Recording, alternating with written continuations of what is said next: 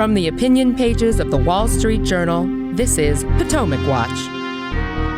Republican primary voters go to the polls in Arizona, Missouri, and beyond. But is the Senate outlook darkening for the GOP?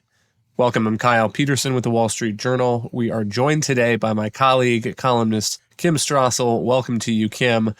Before we get to today's primaries, as some context at the outset, it looked like this year would be pretty ripe for a Republican takeover of the Senate. Remember, we have a 50-50 Senate, so either party needs only one net gain in November's elections to take control. And it seemed like we had a reasonably good sense that the Republicans were in strong position. But Kim, it seems like that's changing. Do you agree with that assessment? I put it a little bit differently. I think the Republicans have actually always had a pretty tough year in that while the news is good for them in terms of the headlines and Joe Biden's approval rating, they've always had a very tough map. And just to put that in context, so there are 6 Republican senators who are retiring.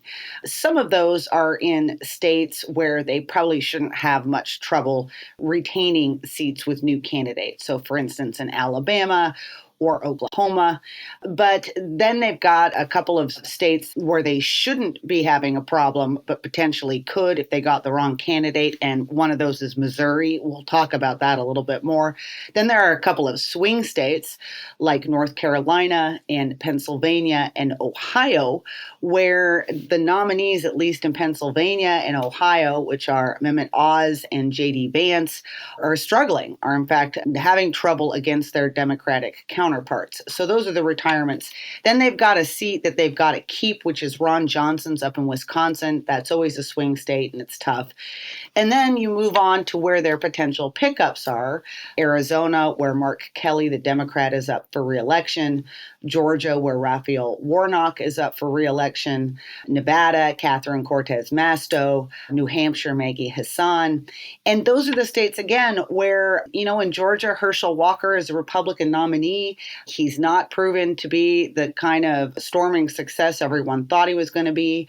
Adam Laxalt out in Nevada is challenging Senator Cortez Masto. We'll see how he goes. He's supported by Trump. He seems to be a generally solid candidate, but that's going to be a tough state. So overall, what you've got is a picture of this field that is a combination of a lot of tough seats that they have to defend and a lot of candidates who are not just necessarily political superstars. That's what's making the picture kind of muddy. Yeah, I suppose this is the way that I was breaking it down in my head. The Republicans have more seats up this cycle. They have 21 seats that are up for grabs here. Democrats have only 14. But then I go through the states, and I think Republicans felt reasonably confident about holding the seats that they have in Florida and North Carolina and Ohio, felt pretty good about retaking Arizona and Georgia particularly, maybe Nevada. And then there's a couple of those swing seats in the middle, Pennsylvania and Wisconsin. And to your point about the headlines, President Biden's in the White House, and typically a president loses seats in a midterm election. And we have the inflation numbers, nearly 9% this year. But I've also been reflecting on the warning that Minority Leader Mitch McConnell made a few months ago. He said, it's a perfect storm of problems for the Democrats. How could you screw this up? It's actually possible. And we've had some experience with that in the past. And we probably don't need to go through the whole long list of those, but they start with Christine O'Donnell in Delaware, who by the end of the campaign was trying to reassure voters that she was not actually a witch. And the complication, it seems to me, though, is some of these unconventional candidates. You mentioned Herschel Walker in Georgia. He's now down by 4 points against Senator Raphael Warnock in the Real Clear Politics average. Another one is TV Dr. Oz.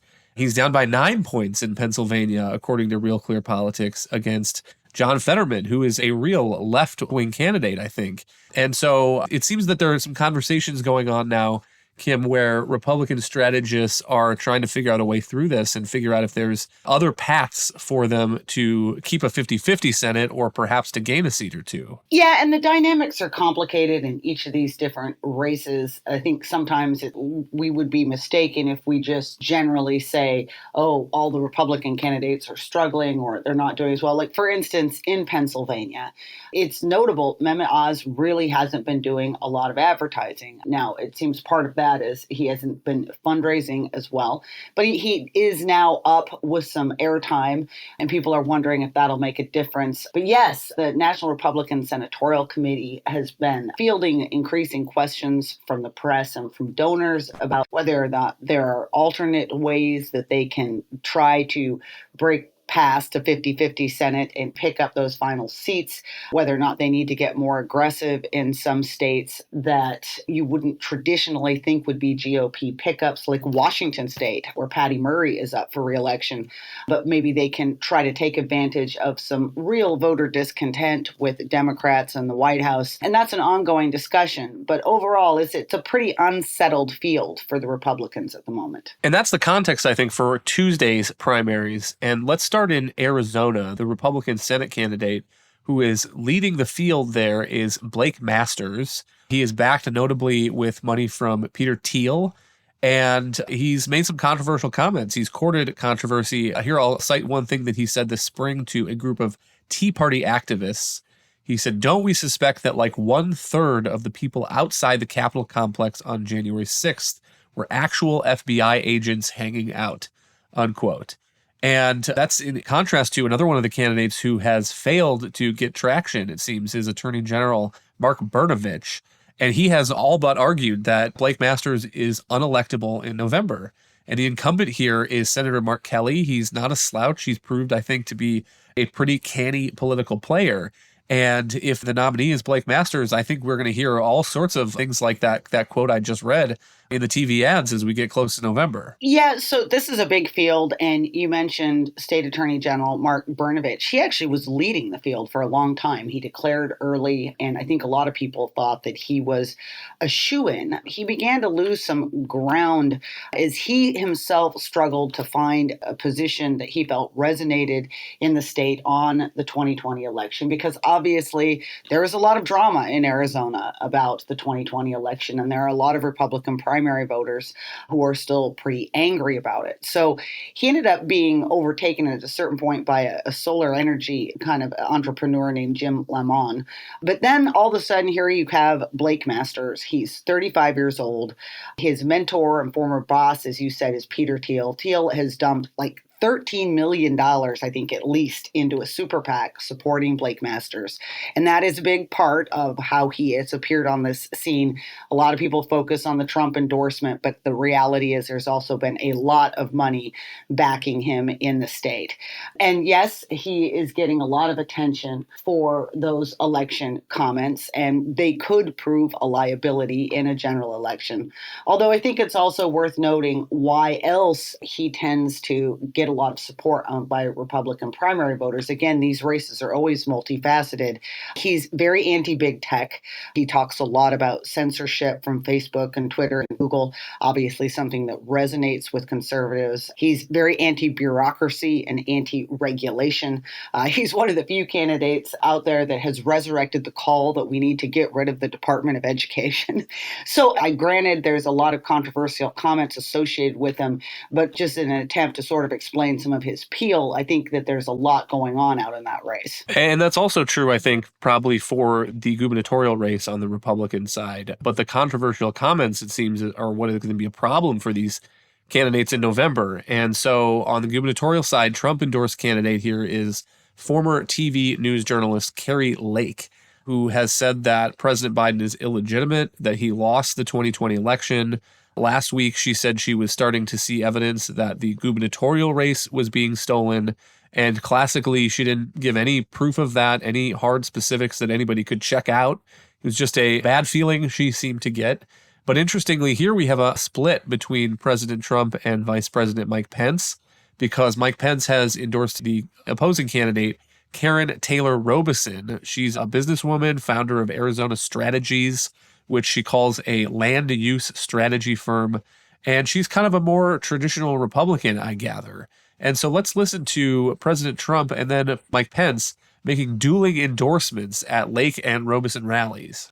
You are going to elect a truly great woman who I've gotten to know very well, Kari Lake, as your next governor. You're going to send a brilliant guy who I have also gotten to know very well, Blake Masters, to the U.S. Senate.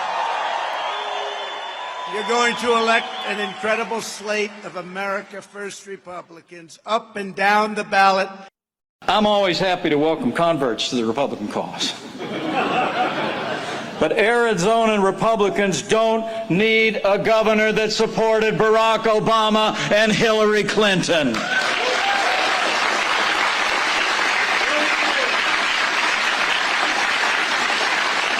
You need a governor that supported every conservative cause from Ronald Reagan to Donald Trump. You need Karen Taylor Robeson in the State House. So Mike Pence referring there to some reporting that Kari Lake was an Obama and Clinton supporter originally before taking a conservative turn. But again, I think the likely Democratic nominee here is no political slouch. It's probably going to be Arizona Secretary of State Katie Hobbs, who presided over the voting in the 2020 election. And so if this comes down to a choice between Hobbs and Lake, and they are in a debate coming toward November, debating whether the 2020 election is stolen, my suspicion is that there are going to be a lot of swing voters, independents, moderate voters, who are not going to be on the Trump side of that argument. Yeah, and we'll see if it comes to that. This race, more so than the Arizona Senate race, is much closer. Polls have tightened in recent weeks. I think that is in part because of that Mike Pence endorsement. Also, Doug Ducey, the current governor of Arizona, has endorsed Karen Taylor Robeson as well.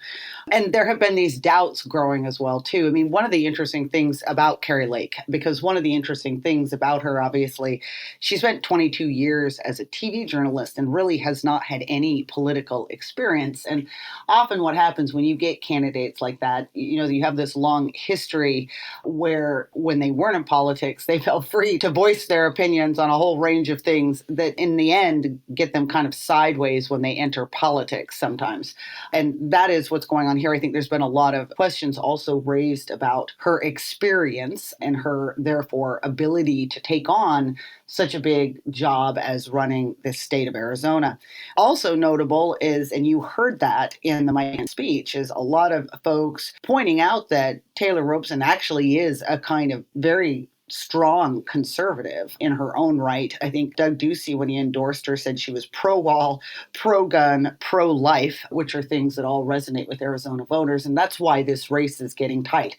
I agree with you, Kyle, that if Kari Lake wins the nomination, it's going to be an extraordinary dynamic to see her face off against Hobbs and those dueling campaign points. And it could be a real problem for the GOP nominee.